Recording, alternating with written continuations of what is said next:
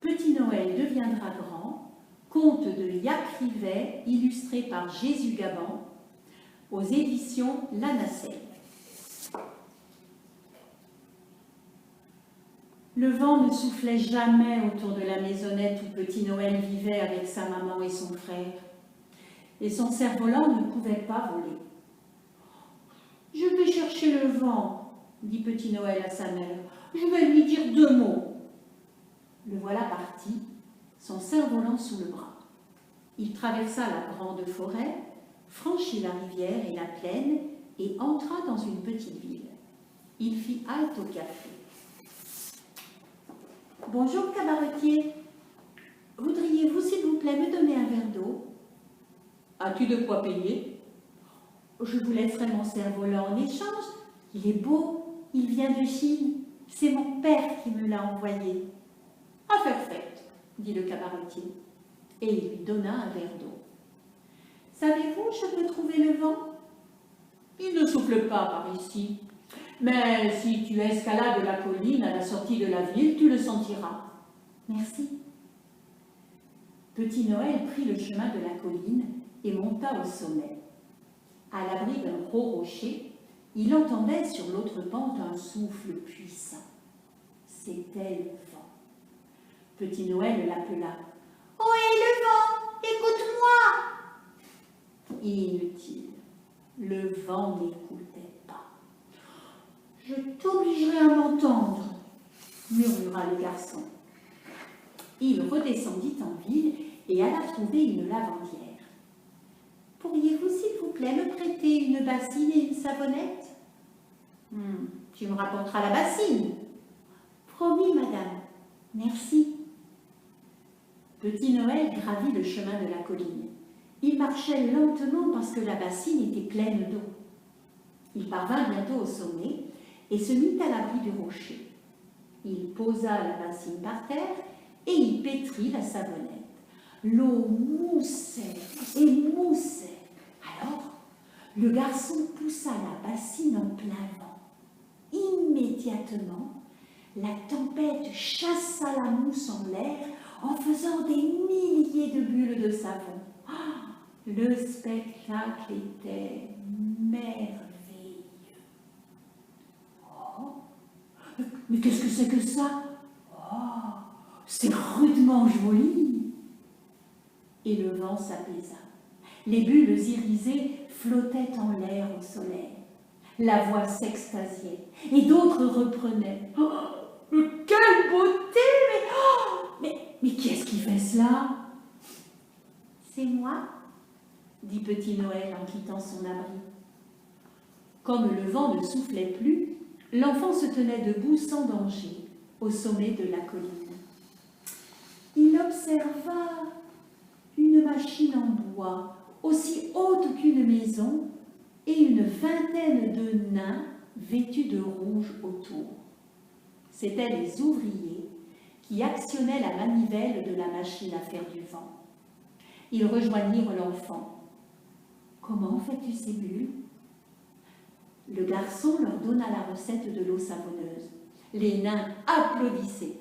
Le chef, qui portait une longue barbe blanche, demanda « Qui est-ce qui t'amène ici ?»« Je suis venu demander au vent de souffler jusque chez moi, » expliqua Petit Noël. « Je ne peux pas faire voler mon cerf-volant. » Hélas, notre machine n'est même pas capable de souffler de l'autre côté de la colline. Mais nous sommes en train d'en construire une autre, plus puissante. Elle fonctionnera dans une centaine d'années. Il désignait un extraordinaire échafaudage où travaillaient une cinquantaine d'autres nains en tuniques bleues, vertes ou jaunes. Petit Noël était déçu.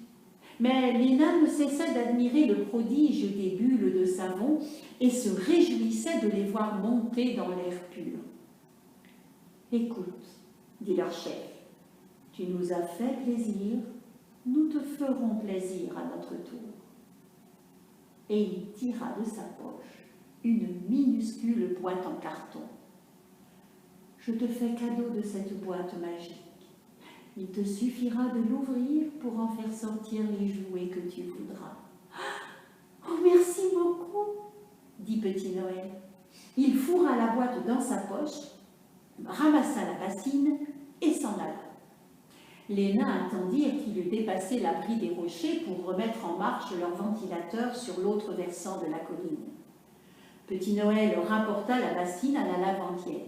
Et comme la brave dame avait 3 enfants, Petit Noël tira sa boîte de sa poche et l'ouvrit. 3 joujoux en sortirent. Une poupée pour la fillette, un ballon pour son frère et un ours en peluche pour le bébé. La lavandière riait et les enfants dansaient. Et Petit Noël était heureux aussi car c'est un bonheur de faire des cadeaux. Mais le garçon était très naïf. Avant de s'en retourner chez lui, il passa par le café reprendre son cerf-volant. « As-tu de quoi payer ?» demanda le cabaretier. « Oh oui !» dit le Petit Noël en soulevant le couvercle de sa boîte pour faire une démonstration. Des joujoux en sortirent. Les clients attroupés poussaient des « Oh !» et des « Oh !»« T'as une boîte extraordinaire, hein ?» disait-il. Petit Noël sortit du café. Il n'avait pas fait 10 pas dans la rue qu'un voleur le jeta par terre et s'enfuit à toutes jambes. Petit Noël se releva, tâta sa poche. La boîte n'y était plus. Alors, il ramassa son cerf-volant tristement. Il va falloir que je retourne voir les nains. Mais il savait qu'il devait inventer un stratagème nouveau pour les intéresser. Il courut chez un papetier. « Bonjour, papetier. Je voudrais une feuille de Bristol, s'il vous plaît, et une épingle. »« As-tu de quoi payer ?»« Oh, je vous laisserai mon cerf-volant en échange. Il est beau, il vient de Chine, et c'est mon père qui me l'a envoyé. »« Entendu, » dit le papetier. Il remit à l'enfant une large feuille de papier Bristol ainsi qu'une solide épingle. Puis, il lui prêta ses ciseaux. Petit Noël découpa les diagonales du Bristol et s'en alla. « Au revoir, monsieur !» Il escalada la colline. Il portait sous son bras son carton roulé et un grand bâton qu'il avait cueilli sur le talus. Le vent soufflait de l'autre côté de la crête. Petit Noël s'abrita derrière un rocher, déroula sa feuille de Bristol, ramena les 4 pointes vers le centre et les rassembla au moyen de l'épingle piquée dans le bâton. Il venait de confectionner un grand moulin blanc qui le poussa dans le vent. Les ailes se mirent à tourner. « Oh, qu'est-ce que c'est que ça ?» Oh, c'est rudement joli, s'écria la voix que Petit Noël avait déjà entendue. Le vent s'apaisa. Quelle beauté, mais qui est-ce qui fait cela? C'est moi, dit Petit Noël en se montrant. Les nains lui firent fête. Il leur expliqua la manière de fabriquer des moulins. Les nains riaient d'enthousiasme. « Mais qu'est-ce qui te ramène parmi nous ?» demanda le chef. « Quelqu'un m'a volé la boîte que vous m'aviez donnée, » avoua Petit Noël. Les nains étaient contrariés, mais comme l'enfant leur avait fait plaisir, ils se montrèrent généreux. « Voici une autre boîte, » dit leur chef. « Quand tu l'ouvriras, il s'en échappera des pièces d'or. » Oh, merci, mes amis, s'écria Petit Noël. Les gens de mon pays ne sont pas riches, alors je donnerai des pièces à tout le monde. Je vois que tu as bon cœur. Mais tâche de te montrer moins naïf. Oh oui, oui, merci, mes amis. Au revoir. Et Petit Noël les quitta. Quand il eut dépassé la crête, le ventilateur fut remis en marche par les nains. Petit Noël redescendit chez le papetier. « Bonjour, papetier, je viens reprendre mon cerf-volant. »« As-tu de quoi payer ?»« Oui, monsieur. » L'enfant ouvrit sa petite boîte. Une demi-douzaine de pièces d'or s'en échappèrent. Le papetier, stupéfait, tâtait la monnaie merveilleuse. Petit Noël prit son cerf-volant et quitta le magasin. Malheureusement, il voulut boire un verre d'eau au café avant de s'en retourner chez lui. Il ouvrit sa boîte pour payer et ressortit du café sans faire attention. Il fut aussitôt renversé par 2 voyous qui volèrent la boîte et s'enfuirent. L'enfant se releva désolé. « Oh, il va falloir que j'aille voir les nains, » soupira-t-il en ramassant son cerf-volant. Il se doutait que les nains ne le recevraient pas de bon cœur s'il n'apportait pas quelque chose de nouveau. Aussi se rendit-il d'abord chez un forgeron. « Bonjour, forgeron. Pourriez-vous, s'il vous plaît, me forger une girouette ?»« Oui. As-tu de quoi payer ?»« Voilà 3 pièces d'or que j'ai retrouvées dans ma poche. » Le forgeron se mit à l'ouvrage. Il confectionna un plateau rond au-dessus duquel il fixa la silhouette d'un coq découpé dans une plaque de tôle. Il posa le plateau sur une tige d'acier et souda une tringle en travers de la tige. « Merci, » dit l'enfant. « Auriez-vous, s'il vous plaît, des verres de cristal ?»« Mon épouse en a. As-tu de quoi payer ?»« Je vous laisserai mon cerf-volant, mais je viendrai bientôt vous le racheter. » « Bon, » dit le forgeron. Il alla chercher 12 flûtes de champagne. Le garçon, muni de la girouette et des verres, prit le chemin montant de la colline. À l'abri de la crête, il entendait le vent s'époumoner sur l'autre pente. Il accrocha les verres la tête en bas sous le plateau de la girouette. Puis, il présenta celle-ci au vent. Immédiatement, le coq pivota, le plateau tourna et les verres aussi. Au passage contre la tringle de fer, ding ding ding ding ding ding ding ding, 12 notes cristallines se succédaient comme une boîte à musique et le concert recommençait. Ding ding ding ding ding ding ding ding ding ding ding. Mais qu'est-ce que c'est que ça? Fit la voix que l'enfant connaissait bien maintenant. C'est rudement joli. Le vent s'apaisa. La voix s'extasiait et d'autres reprenaient. Waouh, mais quelle beauté! Mais qu'est-ce qui fait cela? C'est moi, mes amis, s'écria Petit Noël. Les nains étaient contents de le revoir, mais ils s'étonnaient. Qu'est-ce qui te ramène parmi nous? Demanda le chef. Ne me raconte pas que tu t'es encore fait voler ta boîte magique. Hélas, si, 2 voleurs me l'ont dérobée.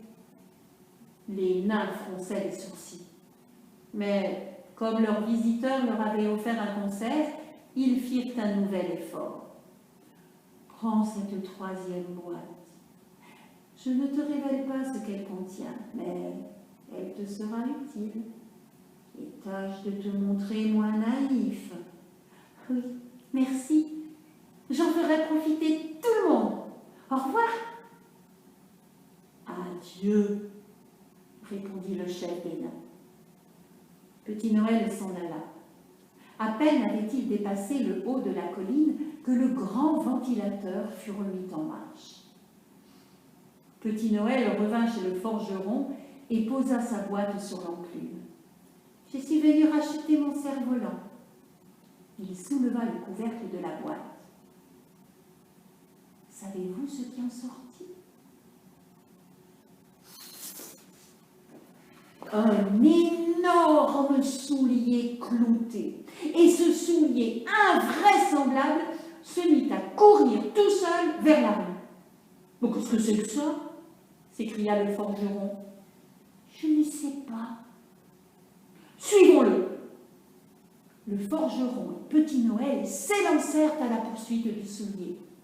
Il filait devant eux, les villageois se retournaient sur son passage. On le vit s'engouffrer dans le café et de grands cris retentirent aussitôt. « Aïe, aïe, arrête !» On voyait les clients du café s'agiter et l'on entendait crier. Soudain, la porte fut ouverte et deux hommes sortirent en se protégeant les fesses du mieux qu'ils pouvaient, car le soulier magique leur bottait le derrière. Petit Noël les reconnut. « Mais ce sont eux qui m'ont volé ma boîte à pièces d'or. »« Aïe, mais arrête !» suppliaient les voleurs affolés.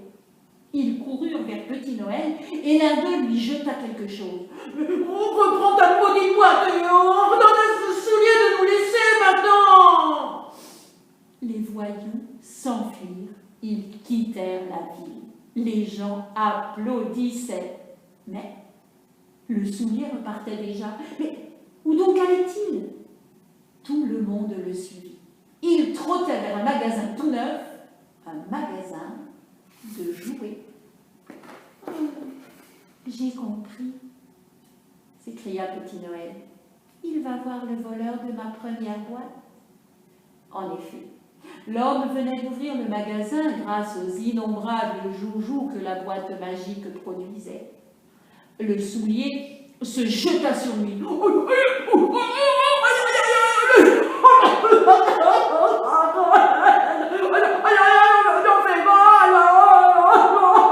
Et le soulier frappait. Le marchand surgit hors du magasin et lança quelque chose à Petit Noël au passage. « Remonte à ta maudite boîte et dis à ce soulier de se calmer, hein !» Et il s'enfuit, raillé par la foule. Le soulier pivota et trotta dans la direction opposée. On le suivit, mais il avait achevé sa besogne. Il revint chez le forgeron et retrouva sa place dans la troisième boîte que le jeune garçon avait oubliée sur l'enclume. Petit Noël la mit dans sa poche. Pour remercier le forgeron, il lui fit cadeau de 12 pièces d'or. Et puis, il distribua des jouets aux enfants. Les gens l'acclamaient. Alors, il cala son cerf-volant sous son bras et s'en retourna chez sa mère. Il fut heureux de lui faire admirer les boîtes fantastiques. « J'aimerais donner des joujoux à tous les enfants, mais sans qu'on me voie le faire. Dans ce cas, tu auras besoin d'un déguisement, » réfléchit sa mère.